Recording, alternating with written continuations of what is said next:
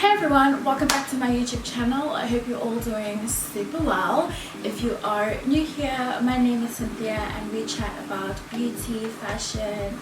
We do a little bit of vlogs here and there, so if you want to stick around, join my little family, you can do so by hitting the subscribe button and also switch on the notification bell if you want to be notified whenever I upload a new video. Okay, so I'm excited about today's video because it is pretty much a follow-up of the video I did, I think it was 2 weeks ago, where I was talking about like 5 simple ways to elevate your wardrobe, 5 lax ways to elevate your wardrobe, and in doing so buying into fashion brands, whether you're a first-time buyer or just looking for quick and easy ways to just add bits and bobs to your wardrobe. And I also asked you at the end of the video, I asked you guys if you wanted me to chat about beginning your luxury handbag collection, what sort of things to look for and that sort of thing. So that's what today's video is about and I think you might enjoy it.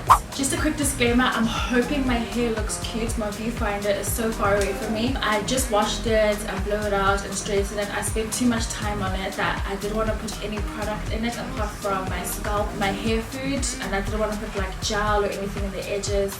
So I'm hoping it looks decent enough for this video. I've got those little curls. I hope they look like curls and not like I didn't comb my hair, but whatever. Okay, I want to chat about starting your luxury handbag collection.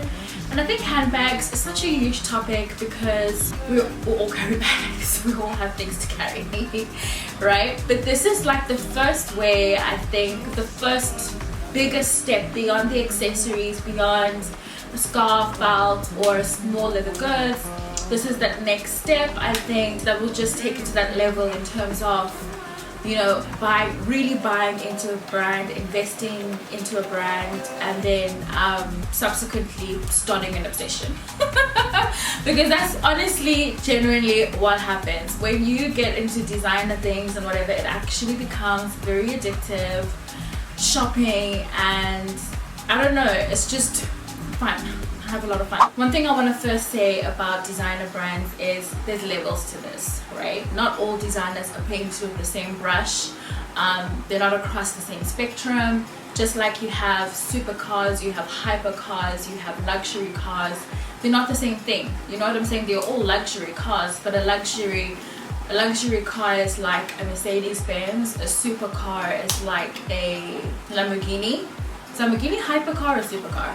But you know what I'm saying? While they're both luxury vehicles, they're at different levels. So that's the same thing applies with designer brands. I think Saint Laurent is one of those like entry-level into designer brands. Their bags are a lot more affordable. They're not really too overpriced. They still look pretty enough, but they're not as pricey as, say, a Louis Vuitton. And then you get Louis Vuitton that has these, they have a couple of bags that are under like 25,000 rand, but then you have that starting price, right? They have bags without even being precious skins or whatever it is that can go up to 85 grand, 100,000 rand. And then you get to the precious skin bags which are upwards of 200, 300,000 rand, okay? So Louis Vuitton has like a broad spectrum of like, if you are starting out, you can go here. If you are seasoned and you just want this like particularly very unique piece, like the trunks and whatnot, there's this there. And then you have, say, a Dior, where their cheapest bag is not less than 80,000 rand. You know what I'm saying? And then obviously you get the Chanel, where a bag, the most basic, the most common classic flap, jumbo classic flap is about 100,000, 110,000 rand now.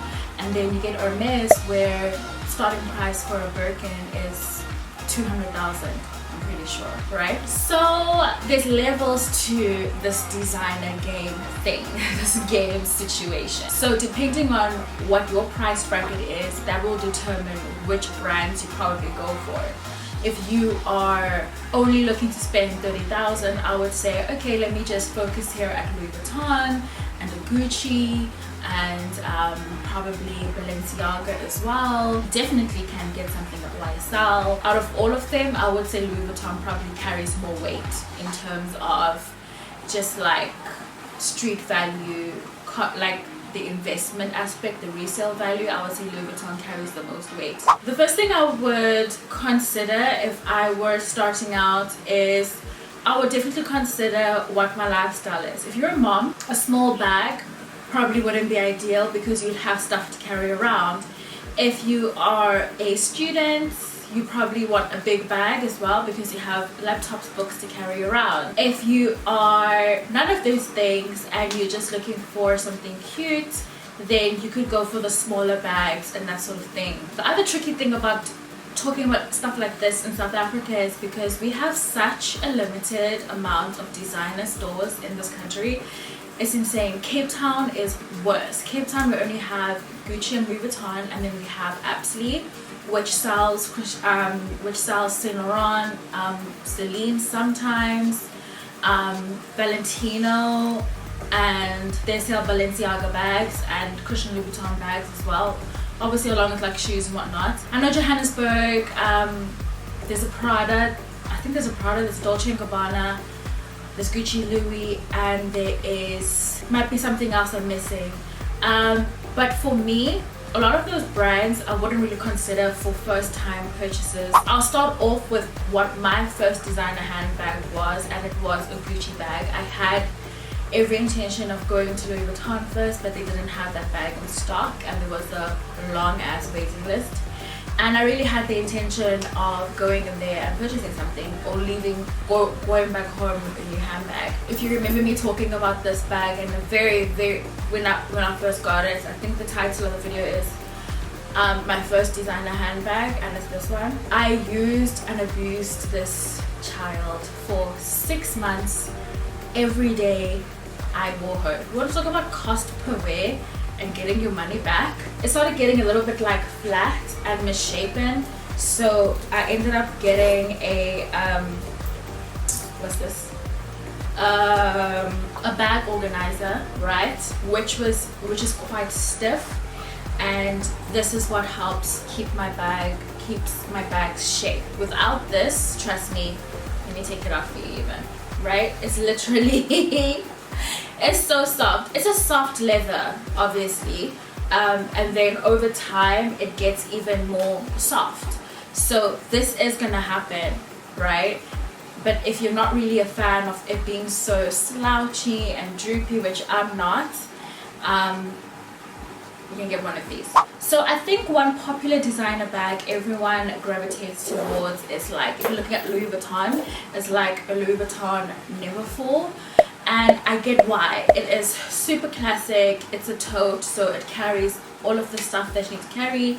It's appropriate if you are a mom, if you're a student, if you're working at 9 to 5, you just stuff all your junk in there and you keep it pushing. For a long time, I was so thankful I didn't get it because I just felt like it was so tired. What could I use it for?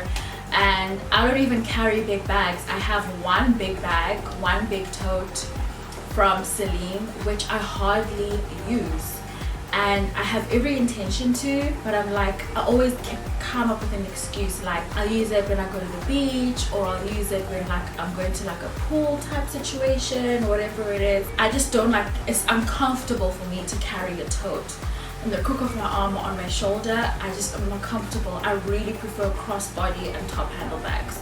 That's just my preference. So in today's day and age, because of what is trending, I would suggest go for a crossbody or a top handle, but in doing so, don't go for a trendy designer or a trendy pattern or color or whatever it is. I would suggest that you go for neutral, natural patterns and colors. So either the brand itself, its logo, its DNA is on the bag. When I say brand or logo on the bag, I'm talking about like a canvas print.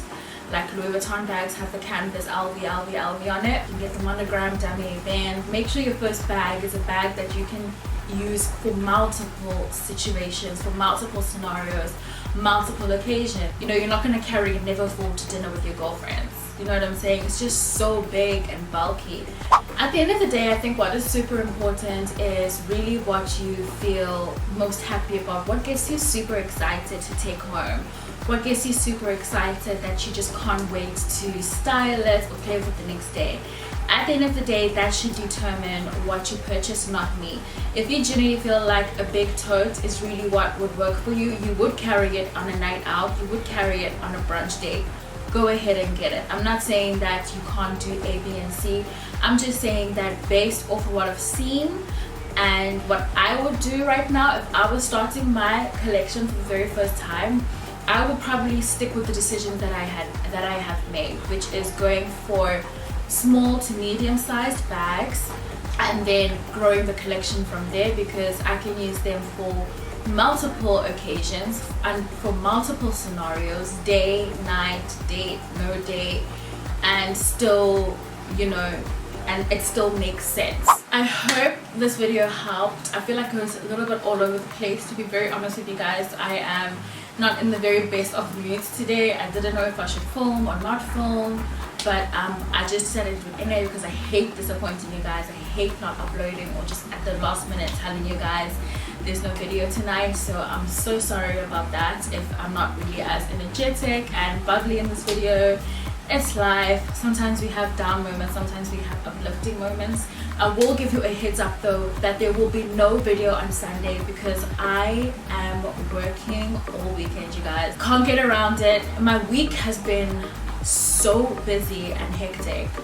I really am almost feeling burnt out, but I know tomorrow I just have like a sit down admin day, so I can definitely do all of that on the couch with my laptop. I don't have to be filming every day. I've filmed every day this week. Filmed, edited every day this week, alongside preparing for a big photo shoot I have this Friday as well that was postponed. I'm just all over the place. I hope this video was helpful. I hope I made sense.